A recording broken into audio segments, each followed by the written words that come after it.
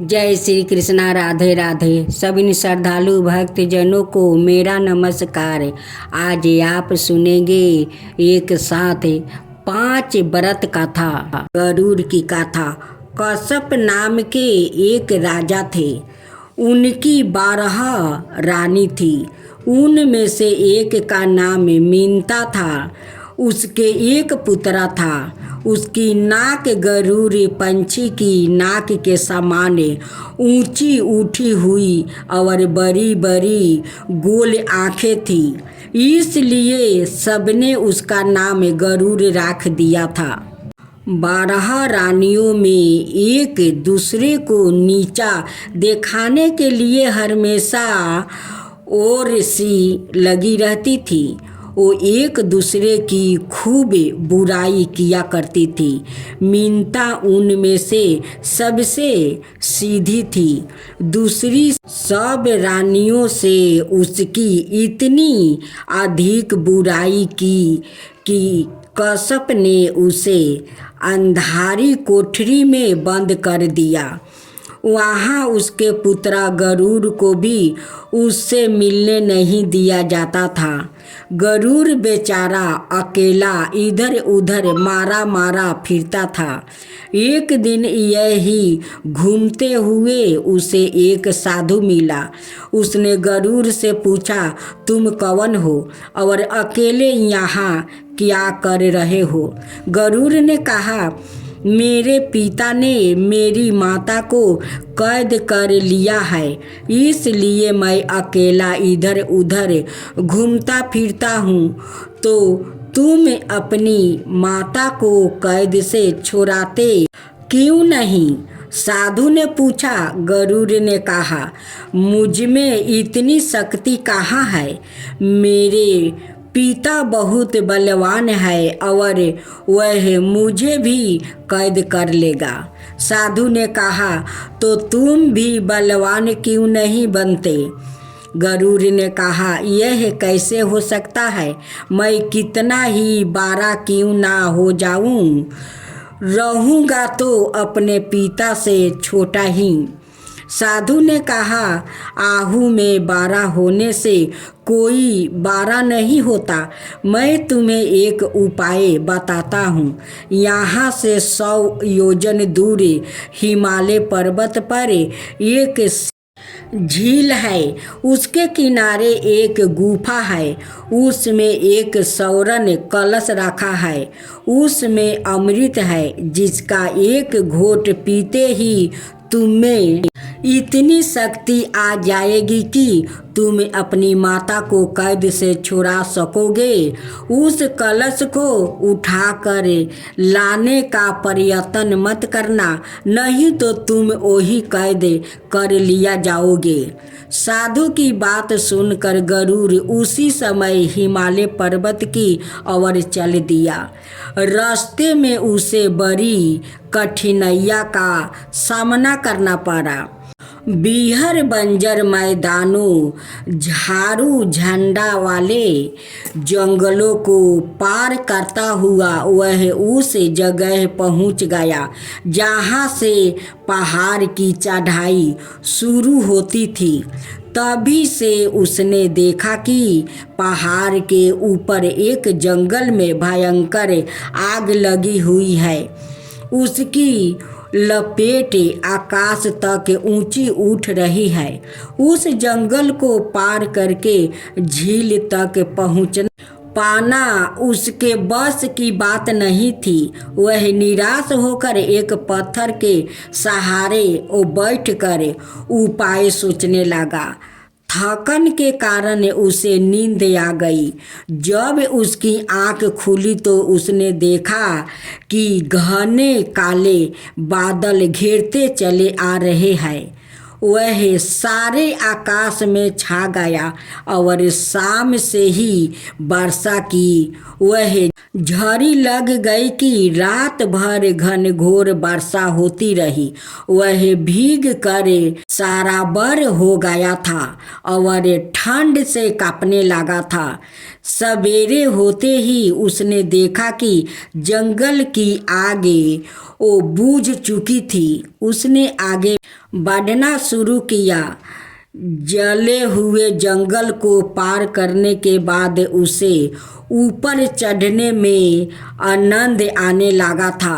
वह जब चलते चलते थक जाता तो पल भर खड़े होकर वो विश्राम लेता और ठंडी हवा का झोंका लगते ही उसकी सारी थकन दूर हो जाती थी। इस प्रकार चलते चलते कई पहाड़ी चोटियों को वो पार करके वहाँ झील के किनारे पहुँच गया। उत्साह में भर कर उसने गुफा का पता लगाने के लिए झील के चारों ओर चक्कर लगाया, पर उसे गुफा कहीं नहीं दिखाई दिया। उसने सोचा साधु ने कहीं उसे मूर्ख तो नहीं बनाया है। वो धर्म से झील के किनारे पथरीली भूमि पर बैठ गया। तभी उसे अपने एक और पत्थरों से ढाका हुआ किसी जानवर का बिल सा दिखाई दिया। उसने झांक कर देखा तो वहाँ सचमुच एक गुफा थी। उसमें कुछ चीज़ें चमकती सी दिखाई दे रही थी। उसने उसमें अपना सिर डाल दिया और पेट के बल सरक कर भीतर पहुंच गया। वहाँ एक स्वर्ण कलश रखा था। वह एक सफ़ेद पत्थर से ढका हुआ था। उसने पत्थर हटाकर एक चुल्लू अमृत लेकर पिया और फरक की तरह शीतल और शहद की तरह मीठा था।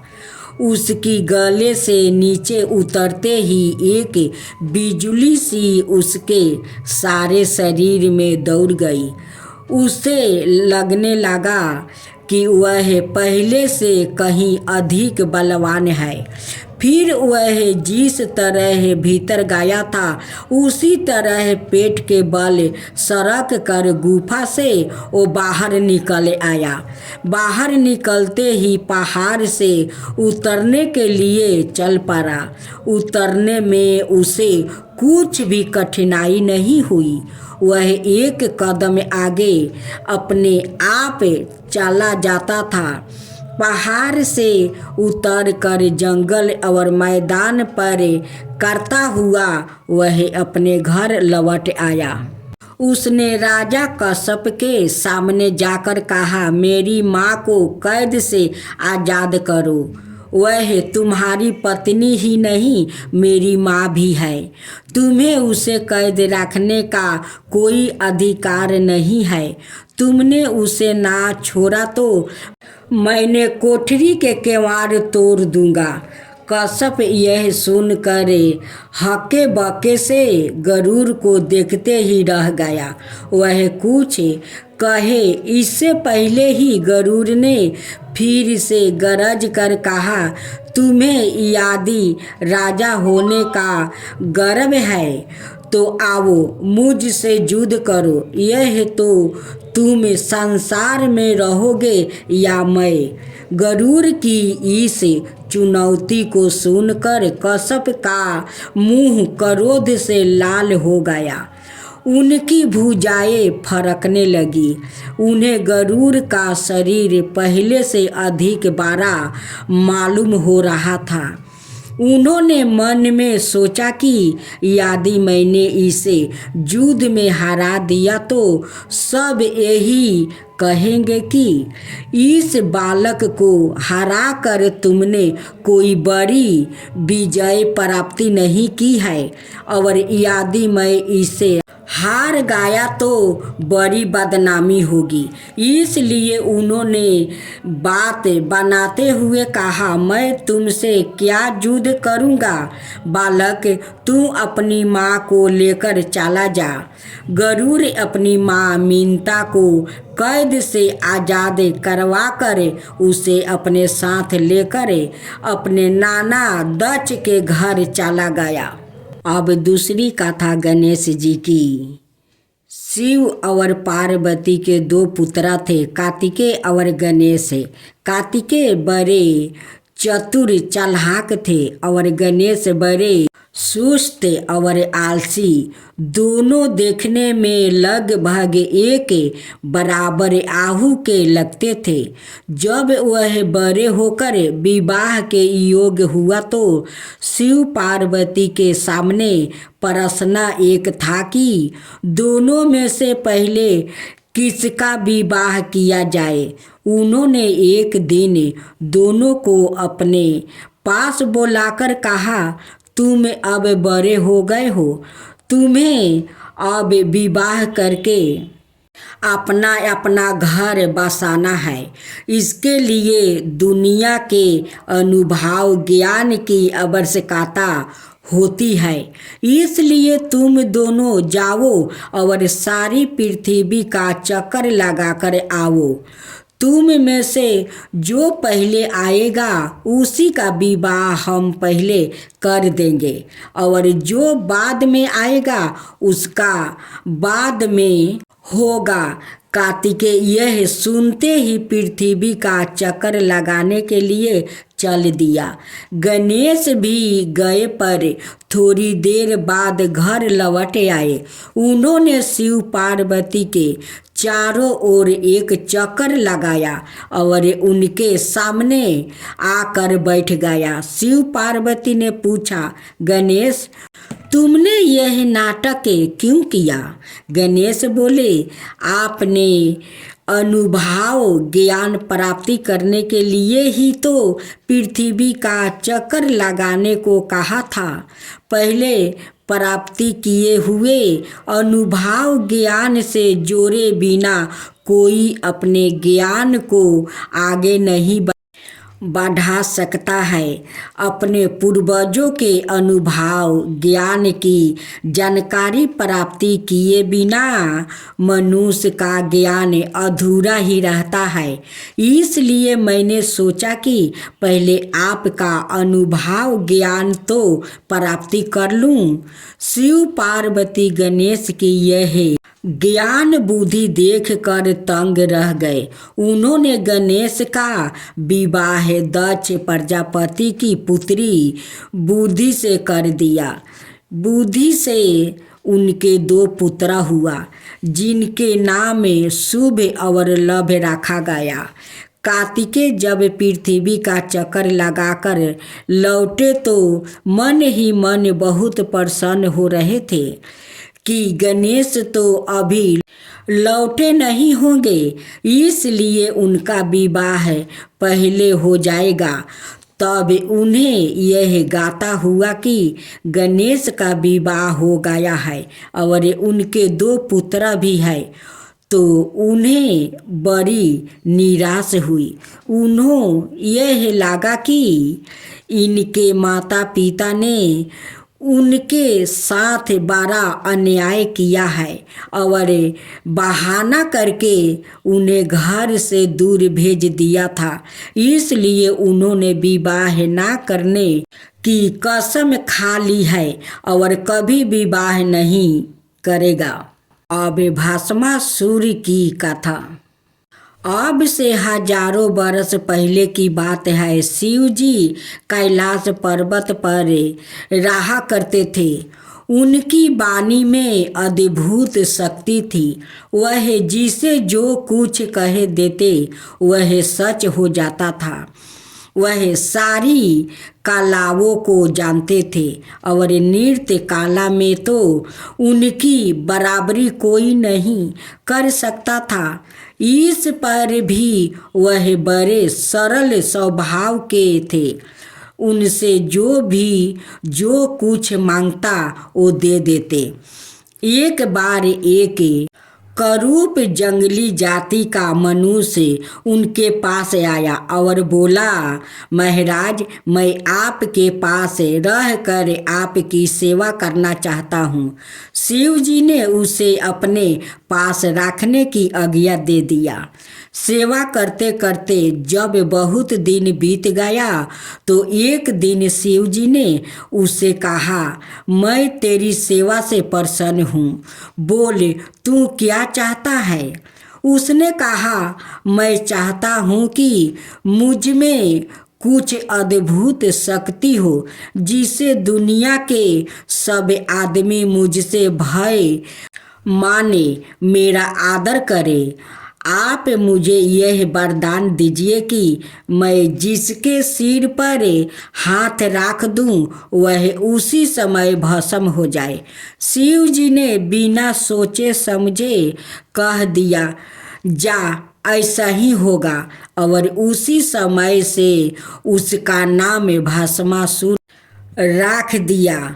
बुद्धिहीन मनुष्य को जब कोई शक्ति प्राप्ति हो जाती है तो वह उसका प्रयोग ठीक से नहीं करता। भस्मासुर ने सोचा, क्यों ना शिव के ही सिर पर हाथ रख कर देखूं कि मुझे यह शक्ति प्राप्ति भी हो गई है या नहीं। उसने उनके सिर पर हाथ रखने की चेष्टा की। शिव जी जाने बचा कर भागे, आगे आगे शिव जी और पीछे पीछे भस्मासुर। वह जंगल जंगल भागते भागते बहुत दूर जाकर शिव जी अपने एक पुराने मित्र विष्णु का घर खुला पाकर उसमें घुस गया। भस्मासुर किसी अनजाने के मकान में बिना उसकी आज्ञा के घुसने का साहस ना कर सका। वह द्वार पर बैठकर शिव जी की बाहर निकलने की प्रतीक्षा करने लगा। उधर शिव जी ने अपने मित्र विष्णु को अपनी मुसीबत की सारी कहानी सुनाई। विष्णु बोले, आप चिंता ना करें, मैं अभी उपाय करता हूँ। उन्होंने अपनी एक दासी को आवाज देकर बुलाया। वह बड़ी रूपवती थी। उन्होंने धीरे से उसके कान में कुछ कहा, उसके बाद वह चली गई। विष्णु की दासी नृत्य कला में बड़ी निपुण थी। वह बन ठन कर इतलाती हुई घर से बाहर उसी स्थान से होकर निकली जा रही थी। भस्मासुर बैठा हुआ था। उसने दासी से पूछा, अभी शिव जी यहाँ आए थे, वह कब तक बाहर आएगा। दासी ने कहा, शिव जी यहाँ कहाँ, वह तो कैलाश पर्वत पर रहते हैं। मैं तो खुद उनसे मिलने वहाँ जा रही हूँ। भस्मासुर ने कहा, मैंने तो अभी उन्हें इसी घर में जाते देखा था। दासी तुनके करे आंखें भव मटकाती हुई बोली, तो तुम यहाँ बैठे उनकी प्रतीक्षा करते हो, मैं तो जाती हूँ। भस्मासुर ने सोचा, मैं भागने में पीछे रह गया था, शायद मुझे धोखा हुआ हो कि वह इस घर में घुसे हैं। वह दासी की सुंदरता पर रीझ कर उसके पीछे चल दिया। जब वो दोनों कुछ दूर आगे निकल गया तो उसने दासी से पूछा, तुम कौन हो। दासी ने कहा, मैं एक नृत्य की हूँ, शिव जी को अपना नृत्य दिखाने जा रही हूँ। भस्मासुर ने उसे रोकते हुए कहा, तो हमें भी अपना नृत्य दिखा दो। दासी बोली, मैं हर किसी के सामने नृत्य नहीं करती, मैं तो केवल उन्हीं के सामने नृत्य करती हूँ जो मेरी तरह नृत्य कर सकते हो। भस्मासुर ने झूठी शान दिखाते हुए कहा, नृत्य तो मैं भी कर सकता हूँ, तुम अपना नृत्य दिखाओ। दासी अपने हाथ पैर हिलाकर कमर लचकाती हुई नृत्य के हावा भाव दिखाने लगी। उसके कहने से भस्मासुर भी उसी तरह नाचने लगा। नाचते नाचते दासी ने अपना एक हाथ सिर पर रख लिया। भस्मासुर ने भी वैसा ही किया। उसका सिर पर हाथ रखना था कि वही जल कर भस्म हो गया। दासी घर वापस लौट आई। उसने विष्णु को सारी बात बताई। शिव और विष्णु इस घटना को सुनकर हंसते हंसते लोटपोट हो गया। अब चौथा कथा। राजा उच्चतान पद की दो रानी थी। एक का नाम सुमिति और दूसरी का नाम सुरुचि। सुमिति बड़ी थी। उसका एक पुत्र था जिसका नाम द्रुप था। सुरुचि का भी एक पुत्र था, उसका नाम उत्तम था। राजा छोटी रानी सुरुचि को बहुत प्यार करता था। उसकी हर बात मानता और वह जैसा कहती करने को वो तैयार हो जाता था। सुमिति बेचारी मन मारे महल में पड़ी रहती थी और सुरुचि उसका जो अपमान करती उसे सहन करती। सुरुचि ने राजा से यह वचन ले लिया था कि उसके बाद गद्दी का अधिकारी द्रुप नहीं उत्तम ही होगा। सुरुचि ने राजा उत्तान पद से सुमिति की इतनी बुराई की कि उसे महल से निकलवा दिया। राजा ने उसके लिए एक अलग निवास बनवा दिया और वो अपने पुत्र के साथ अकेली उसमें रहने लगी। द्रुप जब 5 बरस का हुआ तो एक दिन उसने अपनी माँ से पूछा, मेरे पिता कौन है? सुमिति ने उसे राजा उत्तान पद का नाम बता दिया। नौकर को द्वार पर छोड़कर द्रुप महल में बेरोक घुसता चला गया। वह राजा के कमरे में पहुंच गया। राजा अचानक उसे देखकर बहुत प्रसन्न हुआ। उन्होंने उसे बुलाकर अपने पास ही वो पलंग पर बैठा लिया। उसी समय सुरुचि कमरे में आ गई। उसने राजा से कहा, तुम्हें अपना वचन याद नहीं है? क्यों तुमने इस गंधे लड़के को अपने पास कैसे बैठा लिया? उतारो इसे नीचे और भगाओ यहाँ से। राजा मुख से कुछ भी ना बोल सके। द्रुप खुद पलंग से नीचे उतरकर उसी क्षण वहाँ से चल आया। उसके मन पर गहरी चोट लगी थी। घर आकर उसने सारी बातें अपनी माँ को बताई। सुमिति उसे सुनकर बिस्तर पर जा लेटी और सिसक कर वो रोने लगी। द्रुप से माँ का यह दुख देखा नहीं गया। उसका दुख दूर करने का विचार उसके मस्तक में घुसने लगा। कुछ दिनों बाद एक दिन द्रुप ने अपनी माँ से पूछा, माँ, दुनिया में मेरे पिता से भी बड़ा क्या कोई और है? सुमिति ने कहा, भगवान तेरे पिता से भी बड़े हैं। वो सुनते हैं, वह सबके दुख दूर करते हैं, पर पता नहीं वह कहाँ रहते हैं। उन्हें किसी ने अपनी आँख से तो देखा नहीं। द्रुप ने मन में सोचा, भगवान कहीं भी हो, मैं उनसे मिलूंगा जरूरी। उसी रात जब उसकी माँ बिस्तर पर सोई हुई थी, वह चुपचाप उठा और घर से निकलकर वो चल दिया। चलते चलते वह अपने घर से बहुत दूर निकल आया। बच्चा समझ कर लोग उसे जो कुछ खाने को दे देते वो उसे खा लेता और आगे चल देता। सवेरे से शाम तक वो हर समय चलता ही रहता था और रात को जहाँ जगह मिलती वहाँ सो जाता था। सवेरे उठकर फिर चल देता था।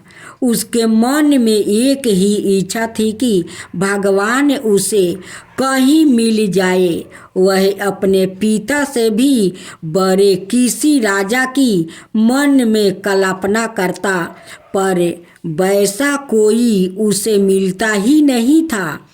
एक के बाद एक अनेक नगरों में वह अकेला घूमता फिरता। इस प्रकार कई बरस बीत गया, पर उसे भगवान के दर्शन कहीं नहीं हुआ। घूमते घूमते एक बार वह एक जंगल में पहुंच गया। जंगल के उस पार परलोक की सीमा शुरू होती थी। इस जंगल पर पृथ्वी और परलोक दोनों को निवासियों का अधिकार था। इसलिए मनुष्य और देवता दोनों ही जंगल में आ जाया करते थे। बालक दुरूप उस जंगल में और उसके पार भी घूमा फिरा, पर उसको कहीं भगवान नहीं मिले। आखिर थक कर वो एक दिन आंखें बंद कर एक पेड़ के नीचे बैठ गया। उसने मन में यह निश्चित कर लिया था कि जब तक भगवान आकर खुद नहीं कहेंगे कि मैं भगवान हूँ, वह आंखें नहीं खोलेगा। पृथ्वी के मनुष्य उसे बाल योगी समझकर उसके पास आते और उसे खाने पीने की चीज़ों पकड़ा जाते थे। ब्रह्मा, विष्णु, शिव, इंद्र और कई देवताओं भी परलोक से उसे देखने आए और अपना अपना परिचय देकर उसे आंखें खोलने को कहा, परंतु उसने आंखें नहीं खोली। इस प्रकार उसे अकेले जंगल में आंख बंद किए बैठे कई बरस बीत गया। उसने इस बीच में एक बार भी सूर्य का प्रकाश नहीं देखा था और मन में यह सोच लिया था कि भगवान यदि उसके पास नहीं आए तो वह कभी आंखें नहीं खोलेगा। एक दिन वह राजा की तरह आंखें बंद किए बैठा था। तभी किसी ने उसके पास आकर कहा, मैं भगवान हूँ, आंखें खोलो। दुरूप ने खुश होकर आंखें खोल दी। उसने देखा कि उसके जैसा ही एक मामूली सा आदमी उसके सामने खड़ा है। उसने दुरूप से कहा, तुम मनुष्य में ही भगवान को देख सकते हो। भगवान वही बसते हैं जहाँ मेहनत करने वाले मनुष्य अपना खून पसीना एक करते हैं। दुरूप की समझ में बात आ गई।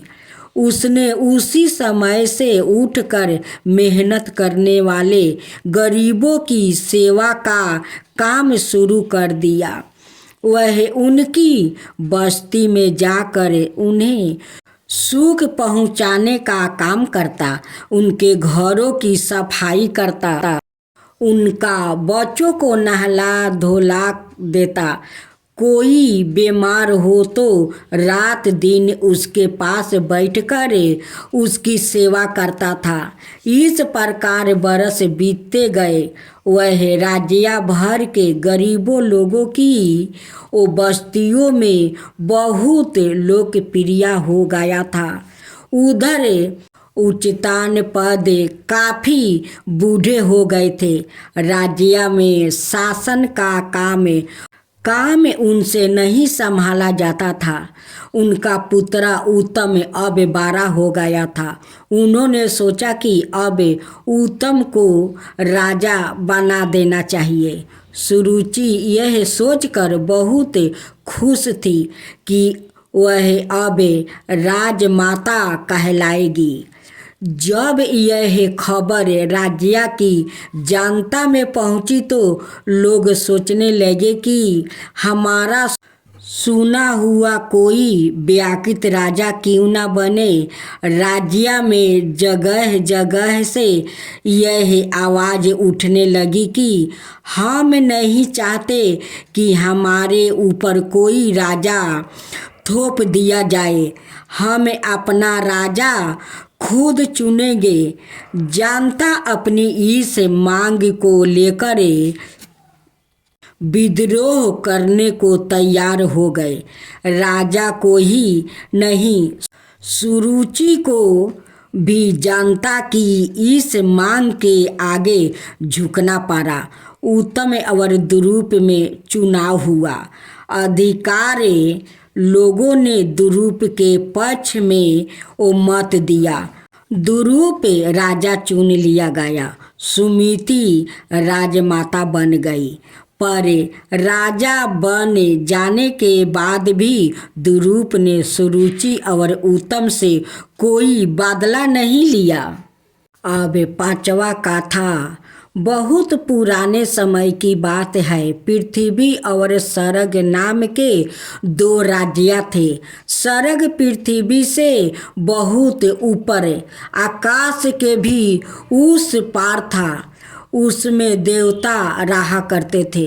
देवताओं में कोई छोटा और बड़ा नहीं होता था। सब एक बराबर थे। सब सुख चैन से वहाँ रहा करते थे। पृथ्वी पर मनुष्य रहते थे। उनमें सब एक बराबर नहीं थे। कुछ ब्राह्मण थे जो अपने को क्षत्रिय, वैश्या, शूद्र सबसे बढ़कर समझते थे। उनके पास ऐसे अनाए थे जिनमें बैठकर वह उड़ते हुए स्वर्ग तक आ जा सकते थे। देवताओं से उनका मिलना जुलना होता रहता था। एक बार एक व्यक्ति जिसका नाम त्रिशंकु था, विशिष्ट नाम के एक ब्राह्मण के पास गया। उसने बोला, मैं स्वर्ग की सैर करना चाहता हूँ। आप मुझे अपने अनाए में बैठाकर वहाँ भेज दे। वशिष्ठ ने कहा, तुम गरीब और गंधे आदमी हो। तुम्हें स्वर्ग में कौन घूमने देगा? तुम यहाँ नहीं जा सकते। त्रिशंकु ने सोचा, वशिष्ठ के पुत्र के पास भी अनाय है। शायद उनमें से ही किसी को मुझ पर दया आ जाए। उसने वशिष्ठ के पुत्र से जाकर कहा, पर उनमें से कोई भी उसे स्वर्ग में भेजने को तैयार नहीं हुआ। त्रिशंकु की स्वर्ग को देखने की इच्छा बहुत थी। उसने सोचा, और किसी ब्राह्मण के पास चल कर कहूँ। वह विश्वामित्र नाम के एक ब्राह्मण के पास गया। विश्वामित्र और वशिष्ठ में बैर था, इसलिए उसने त्रिशंकु से कहा, तुम गरीब और गंधे हो तो क्या हुआ, हो तो तुम भी हमारी तरह मनुष्य। मैं तुम्हें अपने यान पर बैठाकर स्वर्ग की सैर करने के लिए भेज दूंगा। लेकिन विश्वामित्र को डर था कि उनके ऐसा करने से कहीं दूसरे ब्राह्मण नाराज ना हो जाए, इसलिए उन्होंने ब्राह्मणों को अपने घर पर भोज के लिए आमंत्रित किया। वशिष्ठ को भी उसमें बुलाया पर वह आया नहीं। विश्वामित्र ने सब ब्राह्मणों को बड़े प्रेम से भोजन कराया। चलते समय ब्राह्मणों ने विश्वामित्र की बड़ी प्रशंसा की। जब सब चले गए तो विश्वामित्र ने त्रिशंकु को अपने अनाय में बैठाकर स्वर्ग की सैर करने के लिए वो भेज दिया। स्वर्ग के देवताओं को जब यह पता चला कि पृथ्वी से एक मनुष्य अनाय में बैठकर उड़ता हुआ स्वर्ग की ओर बढ़ता चला आ रहा है, तो इंद्र देवता ने आगे बढ़कर त्रिशंकु के यान में टक्कर मार दिया और उसे नीचे ढकेल दिया। त्रिशंकु पृथ्वी की ओर गिरने लगा। विश्वामित्र को देवताओं की यह बात बहुत बुरी लगी। उन्होंने यह निश्चय कर लिया कि त्रिशंकु को स्वर्ग में भेज कर ही रहेगा। वह बार बार त्रिशंकु को यान में बैठाकर ऊपर स्वर्ग की ओर भेजते थे और हर बार देवता उसे धक्का देकर नीचे ढकेल देते थे। इस प्रकार त्रिशंकु को ऊपर भेजने और उसके लौट कर नीचे पृथ्वी पर आने का सिलसिला बहुत दिनों तक जारी रहा। स्वर्ग पृथ्वी से बहुत दूर था, इसलिए एक बार के ही आने जाने में कई दिन लग जाता था। अंत में विश्वामित्र को एक उपाय सूझा। उन्होंने ऐसा ही किया। उन्होंने 100 योनों का एक बड़ा सा बेड़ा बनाकर आकाश के पार ले जाकर वो खड़ा कर दिया। त्रिशंकु का अनाय जैसे ही उतरा हुआ स्वर्ग के पास तक जाता, इंद्र देवता उसे धक्का मार कर वो नीचे गिरा देते थे।